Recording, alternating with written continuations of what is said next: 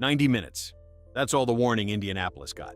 90 minutes before tip-off. The doors already open, the seats already filling, when the Indiana Fever announced that Caitlin Clark wasn't going to play.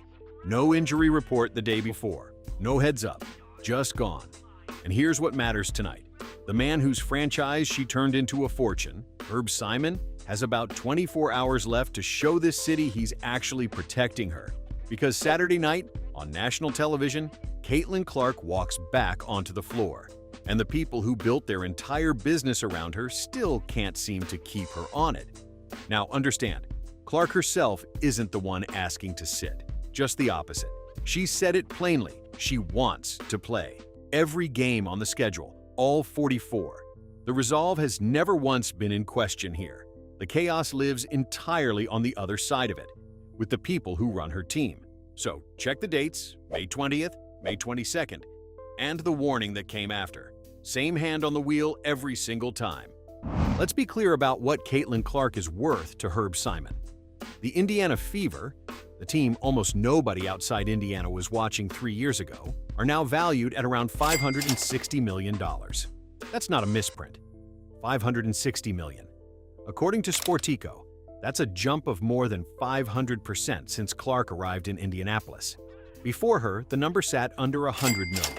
One draft pick, one signature, and a 91-year-old billionaire named Herb Simon watched his WNBA franchise become one of the most valuable in the league, overnight in basketball terms. And think about how that happened. Clark didn't just win games. She broke the league's single-season attendance record by more than 90,000 fans. She drove something close to half of the entire WNBA's broadcast value. The Fever started selling dozens of times more tickets than they did before she walked in the door. Every single dollar of that $500 million number has her fingerprints on it. So, when his organization can't get a simple injury report right for the one player who did all of that, you have to ask what, exactly, $500 million is supposed to buy. Because it clearly isn't buying her a straight answer. On the 20th of May, the Fever told everyone Clark was fine. Nothing on the injury report. Then, about 100 minutes before tip against the Portland Fire, she was scratched, out. A back issue, they said. One that somehow never made it onto the official report the night before. And remember who showed up that night? Indianapolis had sold that building out to watch number 22. Reporters described an arena that sat half empty by tip. Thousands of fans who'd bought tickets, driven in, and built their whole evening around one player, only to learn 90 minutes early that she wasn't coming. That's the part a warning never captures. The empty seats told the story better than any press release could. The league has a rule about this, and it isn't complicated. Injured players go on a report by 5 p.m. the day before the game. If something changes, you update it. The WNBA even runs a real-time status system now, refreshing every 15 minutes, just so fans aren't blindsided. None of it got used in time, so the league office stepped in. The WNBA handed the Indiana Fever a formal warning over how they handled it. Let that sit for a second. The franchise built around the most important player in the sport drew a public warning from its own league for not telling the truth about her availability on time. Coach Stephanie White's explanation? Clark woke up with stiffness and soreness, and they made a precautionary call at the last minute. Maybe that's all it was. But the warning is real, and every person who got it works for Herb Simon. Here's the part that should sting for every Fever fan. When reporters asked Clark who made the final call to hold her out, she didn't point at the trainers or the coaches. She said it came down to her, and her confidence in her own body.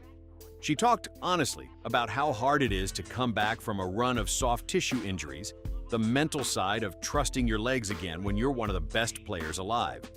And you have to understand why that lands so hard in this city. Last season, soft tissue injuries cost Clark most of the year. She played only a fraction of the games and watched the entire playoff run from the bench. For a player who never missed a game in college, who suited up every single night as a rookie, that was new territory, and it cut deep.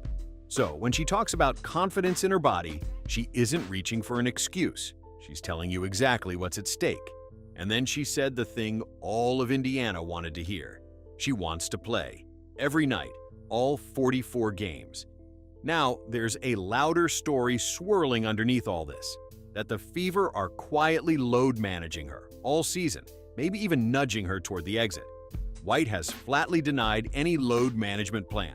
Fine, take her at her word, but that leaves a simpler, harder question hanging in the air. If the star wants to play every night and the coach swears there's no plan to rest her, then who exactly keeps deciding she can't go? 90 minutes before tip? And look at what's in front of her right now. The Fever are on the road at Chase Center, a rematch with the same Golden State team that just went toe-to-toe with them days ago, in one of the loudest, most physical buildings in the league. Then, barely 2 days later, they turn around and do it again. Saturday, on national television, in front of the whole country. 2 road games in 3 nights. 2 hostile crowds. The same young body the league just warned this franchise for mishandling. This is the exact stretch where a front office with an actual plan would be out in front of it, telling its fans in plain language how it intends to carry her through. Instead, the silence is the plan. And the player who said she wants all 44 games is the one left to absorb whatever's coming. The question only sharpens the closer we get to Saturday night, because that one, the whole country is watching.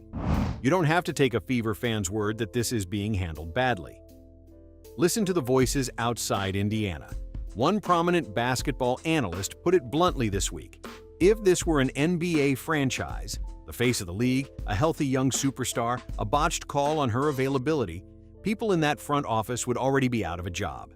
She pointed straight at how the big leagues guard their franchise players and how Indiana just isn't measuring up.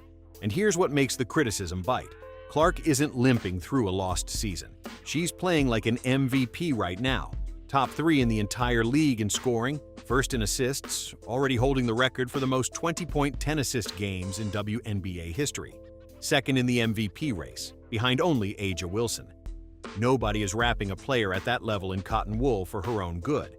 What's actually happening is a front office fumbling the availability of someone playing at the absolute peak of the sport. In fairness, not everyone agrees. A respected college coach defended the cautious approach, said when you've got a player who draws the attention Clark does, you protect the long game. You don't trade the season for one night. That's a real argument. Reasonable people land there. Here's what both sides are circling without saying out loud. The question isn't whether Caitlin Clark is hurt.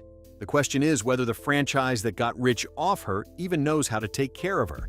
And once national voices start asking, on camera, whether she should stay in Indiana at all, you've left the training room entirely. You're standing in the owner's office.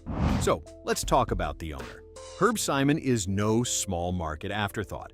As the longest tenured owner in the NBA, he holds the Pacers, the Fever, and the building all of them play in.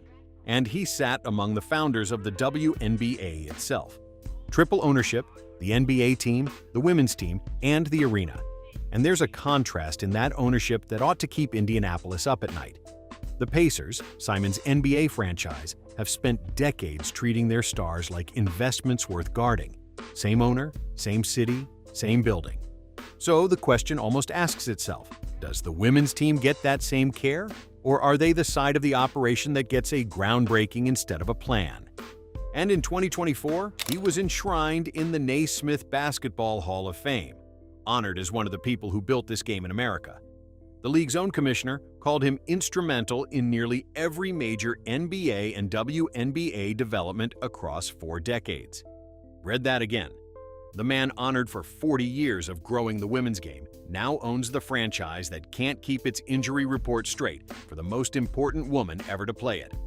And before anyone says he's investing, fair, he is.